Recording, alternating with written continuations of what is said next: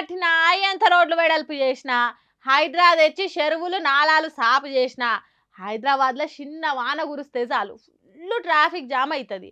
10 నిమిషాలైనా 10 మీటర్లు కదులుతాయి బండ్లు, కార్లు. అంత షిక్కు షిక్కు, చిందరవందర ఉంటాయి ట్రాఫిక్ కష్టాలు. సోమవారం నాడు కురిసిన చిన్న వానకు ట్రాఫిక్ పెరిగి మంత్రి జూపల్లి కృష్ణారావు, ఎమ్మెల్సీ గోరేటి వెంకన్నల కార్లు నడిమిట్లనే చిక్కుకున్నాయట. అసలే వాళ్ళు పోతున్నది బాగా తెలిసినోళ్ళు, దగ్గరోళ్ళ పెండ్లి కార్యానికట. మరి ఇక ఆలస్యంగా పోతే మంచిగుండదు అనుకున్నారో, లేకుంటే పెండ్లి ముహూర్తం దాటక ముందుకే పోవాలనుకున్నారో తెలవదు కానీ ఇట్లయితే కుదరదని ఇగో గిట్ల మెట్రో రైలు ఎక్కిండ్రు. ఒరక్క, మంత్రి కారుకు ఎమ్మెల్సీ కార్లకు సైడ్ ఇయ్యరా జనాలు? సైరన్ కొట్టుకుంటూ వస్తే ట్రాఫిక్ పోలీసులు అందరినీ పక్కకు జరుపుతారు కదా అంటే ఎంత మొత్తుకున్నా ఎవ్వరు కదిలేటట్టు లేరట.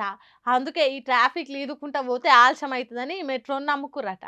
మరి గోరేటి వెంకన్నను మంత్రి జూపల్లి కృష్ణారావును చూసి మెట్రోలో ప్రయాణించే జనాలు ఎట్లా ఫీల్ అయినరో ఏమో కానీ సెల్లులు ఆన్ చేసి ఎన్ని సెల్ఫీలు దిగుతామని ఎంబటి పడ్డరో ఏమో.